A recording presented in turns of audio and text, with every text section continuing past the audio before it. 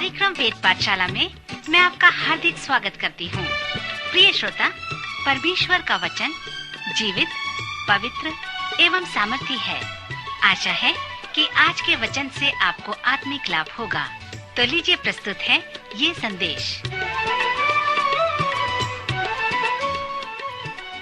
नमस्कार श्रोता मित्र, आज के कार्यक्रम में आपका स्वागत है। परमेश्वर के वचन में हम पढ़ते हैं, तब उसके बाद वह प्रार्थना करने को पहाड़ पर चढ़ गया। रात हो गई और शिष्य लोग मुसीबत में थे।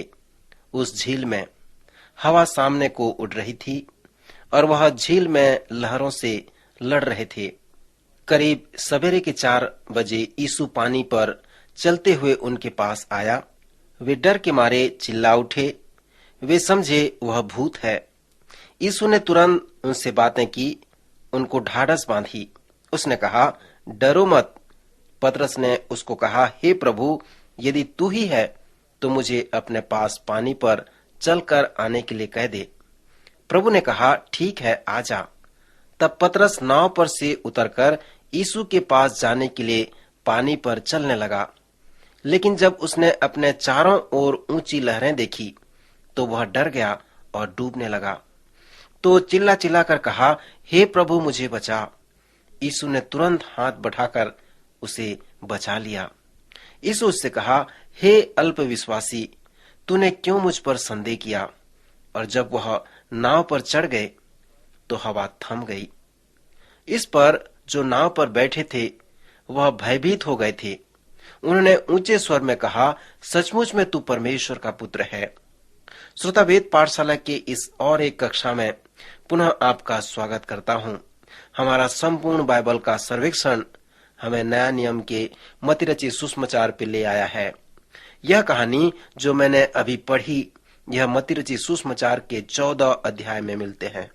यह उस कहानी के समान लगती है जहां पर प्रेरित गलील का सागर पार करते समय तूफान में फंस जाते हैं। यही एक समय है जब यीशु उनके साथ नहीं है, जब तूफान आता है। जब ये मछुआरे यीशु मसीह को पानी पर चलते हुए देखते हैं, वह चीख पड़ते हैं। यह यूनानी विवरण है। उनके व्यवहार के बारे में वे स्त्रियों की तरह चिल्लाए। मुझे नहीं पता कि आपने कभी आदमी को स्त्री की तरह चिल्लाते हुए सुना है। यह पूरी आदमी की तरह नहीं होती। हम पढ़ते हैं कि वह डर गए थे। उन्होंने अपनी सारी जिंदगी भर पानी पर ही काम किया था, लेकिन उन्होंने कभी भी किसी को भी पानी पर चलते हुए नहीं देखा था। कुछ बहुत ही अजीब बात हो रही है। पतरस मेरा जो पसंदीदा चरित्र है पूरी बाइबल में, वो कहता है, यदि तू ही है प्रभु तो मुझे अपने पास पानी पर चलकर आने की आज्ञा दे। प्रभु कहते हैं, तू आ। तब पतरस नाव पर से उतरकर यीशु के पास जाने को पानी पर चलने लगा। पतरस बहुत अच्छी तरह से पानी पर चला जा रहा था जब तक उसने अपनी आंख यीशु से नहीं हटाई। पतरस ने जब लहरों को देखा, उसने सोचा वह क्या कर रहा है और अचानक से वह डूबने लगता है। मैं एक परमाणु भौतिक विज्ञान की कहानी सुनी थी जो उस परीक्षण चालक के साथ ऊपर गया था। काल्पनिक हवाई जहाज जिससे वह परीक्षण कर रहे थे, अंतरिक्ष में एक रुक गया था। जहां अंतरिक्ष में रुक जाता है और लटक जाता है और झूलने लगता है, वहां आखिरी में वैज्ञानिक कहता है, यह हवा के सारे नियमों के विपरीत है और जहाज आसमान से गिरा और टूट जाता है। विमान चालक मुड़कर वैज्ञानिक से कहते हैं, आपकी अपनी बड़ी मुंह खोदी है। यह एकदम इस तरह से है जैसे पतरस पानी पर चलता है और अचानक अपने आप से पूछता है, यह तो सारे विज्ञान के नियमों के विपरीत है। मैं क्या कर रहा हूँ? पानी पर चल रहा हूँ। बहुत से जो इस कहानी से वाकिफ हैं, वह पतरस पर आलोचना करते हैं। हम पतरस को उसकी असफलता पर याद करते हैं, हम उसको उसकी सफलता पर याद नहीं करते। क्या आपके पास कभी इतना विश्वास है कि आप तूफान के बीच पानी पर चलें? पतरस तूफान के बीच पानी पर चला था। पूरी नाव में वही एक व्यक्ति था जिसके पास उसको करने के लिए विश्वास था। और तब ही हम हमेशा उस सच्चाई को याद रखते हैं कि वह डूबने लगता है। हमें पतरस को हमेशा याद रखना चाहिए, उसके उस विश्वास के लिए जिससे वह पानी पर चला। जब उसने अपनी आंख यीशु की तरफ से हटा ली, वो डूबने लगा। हम पढ़ते हैं कि उसने बाइबल की प्रार्थनाओं में से सबसे छोटी प्रार्थना की। उसने कहा, हे प्रभु मुझे बचा। अगर यह प्रार्थना कुछ लंबी होती तो चौथे और पांचवें शब्द शायद गुड़प गुड़प होते, क्योंकि वह पानी के अंदर चला जाता। उसके पास बस इतना कहने का समय था, प्रभु मुझे बचा, और प्रभु ने उसे बचा लिया। यह एक सुंदर प्रार्थना है। उस चुंगी लेने वाले की तरह परमेश्वर मेरे ऊपर दया कर, एक पापी पर दया कर। पतरस की प्रार्थना, प्रभु मुझे बचा, यह वो प्रार्थना है जिसे हम सबको अपने जीवन में एक से ज्यादा बार करनी चाहिए कि प्रभु मुझे बचा। क्या आप कभी अपने जीवन में उस बिंदु तक पहुंचे हैं जहां पर आपको यह प्रार्थना करनी पड़ी हो? हम सब परमेश्वर के पास इसी तरह से आते हैं अपने विश्वास के आरंभ में, लेकिन कई बार अपने विश्वास के सफर में, खासकर जब तूफान आते हैं, जब आंधियां चलती हैं, जब हम प्रार्थना नहीं करते हैं, तब ऐसे समय में हमारे पास संकट और समस्याएं आती हैं और हम प्रभु से कहते हैं, प्रभु तू हमें बचा। मित्र, क्या आपके जीवन में कभी इस प्रकार का तूफान आया है जब कोई भी आपको नहीं बचा सकता, लेकिन प्रभु बचा सकता है? मैं विश्वास करता हूं कि तूफान को प्रभु अनुमति देता है और शायद वह उनको दिशा निर्देश भी करता है। वह मुझे और आपको उस बिंदु तक आने देता है जहां हम डूबना आरंभ करते हैं। तब वो कहता है, मेरे पास आओ और मेरे साथ पानी पर चलो। व्यापारियों के पास बहुत तूफान होते हैं। एक अवसर पर मैंने एक व्यापारी से पूछा कि वह कैसे कर रहा है, और उसने कहा, मैं गुफा के अंत में रोशनी को देखता हूँ, लेकिन मुझे नहीं पता कि वे गुफा का अंत है या रेलगाड़ी आ रही है मेरे ऊपर जाने को। इसी तरह से लोग सोचते हैं। कभी कभी तूफान इतना खराब होता है उन व्यापारियों के लिए कि वो डूबना शुरू हो जाते हैं। यहाँ पतरस की समझदारी को ध्यान करिए। पतरस तब तक पानी पर नहीं चला जब तक उसे यह निश्चय नहीं हो जाता कि जो मेरे से बात कर रहा है वो प्रभु ही है। उसे यह निश्चय हो जाता है कि मेरा प्रभु मुझे बचा सकता है। निर्गमन की पुस्तक में जब इस्राएली लोग लाल समुद्र में से चल के जाते हैं तो वह उनके लिए बीच में फटकर दो भागों में हो जाता है। वो सूखी भूमि पर होकर चलते हैं। मिस्रियों ने भी वैसा करने का प्रयत्न किया, लेकिन वे डूब गए, क्योंकि परमेश्वर ने इस्राएली लोगों को बुलाया था कि वह समुद्र पर होते हुए चलें। परमेश्वर ने मिस्रियों को नहीं बुलाया था कि वे लाल समुद्र पर चलें। कभी कभी परमेश्वर चाहता है कि आप एक बड़े तूफान के बीच में पानी पर चलें। कभी ऐसा भी समय आता है जब परमेश्वर चाहता है कि आप पानी पर चलें। अगर परमेश्वर आपको पानी पर चलने के लिए बुलाता है तो आप निश्चय करें कि क्या यह परमेश्वर है जो आपको बुला रहा है। निश्चय करें कि यह परमेश्वर ही है जो आपको पानी पर चलने की अगुवाई प्रदान कर रहा है। इस कहानी में पतरस एक बड़ा उदाहरण रखता है।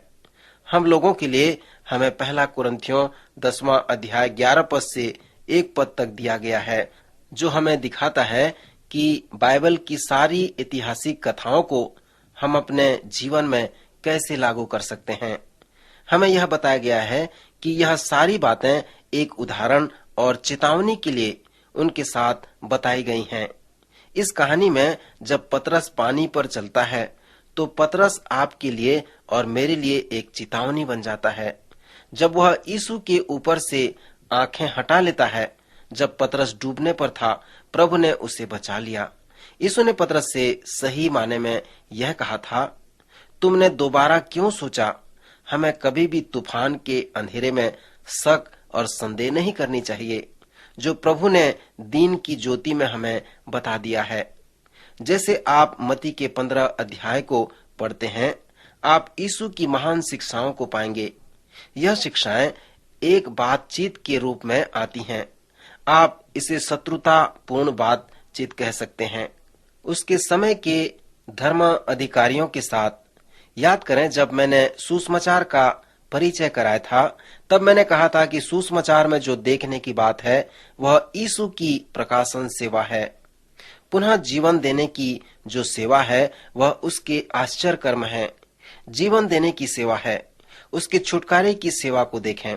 वह उसी सलीब पर मौत है और वह सब कुछ उसकी सलीब पर मौत माने रखती है। आप उसकी प्रकाशन की सेवा को भी देखें, जो कि यीशु मसीह को सिखाने की सेवा है। उसकी जो सिखाने की सेवा है वह अलग अलग तरह की है। आपने पहले भी देखा कि यीशु दृष्टांतों में सिखाते हैं। जैसे हमने देखा कि वह महान उपदेशों को देते हैं। उन लोगों के साथ वार्तालाप में भी यीशु उन्हें सिखाते थे। यीशु ने बहुत शिक्षाएं दी। जब वह वार्तालाप में लोगों से मिलते थे, यीशु ने बहुत सी शिक्षाएं अपने मित्रपूर्ण बातचीत में दिए, खासकर अपने प्रेरितों को। उसने उस समय भी शिक्षा दी जब वह धर्म अधिकारियों के साथ शत्रुतापूर्ण बातचीत में फंसा था। जब आप शत्रुतापूर्ण बातचीत के भाग को पढ़ते हैं, याद रहे वह शिक्षा देता रहता है, चाहे बातचीत मित्रतापूर्ण हो या शत्रुतापूर्ण हो, वो हमेशा शिक्षा देता रहता है। उस तरह से शत्रुतापूर्ण बातचीत के अवसर को मत्ती 15 अध्याय और मरकुस के 7वें अध्याय में हमें मिलते हैं। चूंकि मैं इस बातचीत का मरकुस अनुवाद पसंद करता हूँ, मैं आपके पाठ्यक्रम में मरकुस के अनुवाद को रखता हूँ। मैं आपको केवल सारांश दूंगा इस बातचीत का। यीशु खाना खाने बैठे हैं। शास्त्री और फरीसियों के रीति रिवाज थे। उनकी रीति कहती थी कि जब आप खाना खाने बैठो तो आपको एक शल्य चिकित्सक के समान अपने हाथों को रगड़ के धोना है। जो शल्य चिकित्सक करने के लिए तैयार होते हैं वह वचन में नहीं लिखा था, वह उनके रीति रिवाज में था। जब यीशु खाना खाने बैठे तो उन्होंने ऐसा नहीं किया और तब धर्म अधिकारियों ने उसकी आलोचना की। उन्होंने पूछा, क्या तुम बिना हाथ धोए खाना खाओगे? उन्होंने उसकी निंदा की क्योंकि वह उनके रीति पर नहीं चलता था। यीशु ने उस अवसर पर पूरा लाभ उठाया कि उन्हें शिक्षा दे। यीशु ने कहा, हे कपटियों, तुम्हारा मतलब यह है कि तुम मनुष्य के बाहरी रूप को देखते हो। तुमको चाहिए कि तुम मनुष्य के भीतरी रूप को देखो, क्योंकि परमेश्वर मनुष्य के भीतरी रूप को चाहता है, बाहर को नहीं। वो हमारे हृदय को देखना चाहता है और हृदय के द्वारा वो प्रसन्न होना चाहता है। श्रोता, आज हम यहीं पे रुकना चाहेंगे। अगले कार्यक्रम में फिर से उपस्थित होवें। प्रभु आपको आशीष दे। अभी आप सुन रहे थे कार्यक्रम वेद पाठशाला। श्रोता, हमें विश्वास है कि इस कार्यक्रम के द्वारा आपको आशीष मिली है। यदि इस कार्यक्रम के विषय में अधिक जानकारी प्राप्त करना चाहते हैं या बाइबल अध्ययन से संबंधित कोई प्रश्न हमसे पूछना चाहते हैं, तो आप हमें इस पते पर लिखें। हमारा पता है कार्यक्रम Ved Pathshala, Vishwavani, post box number 731, Faridabad 7, Haryana. पता एक बार फिर से सुन लीजिए। कार्यक्रम Ved Pathshala, Vishwavani, post box number 731, Faridabad 7, Haryana. तो इसी के साथ आज के कार्यक्रम का समय यहीं पर समाप्त होता है। अगले कार्यक्रम में आपसे फिर भेंट होगी। तब तक के लिए हमें आज्ञा दीजिए। नमस्कार।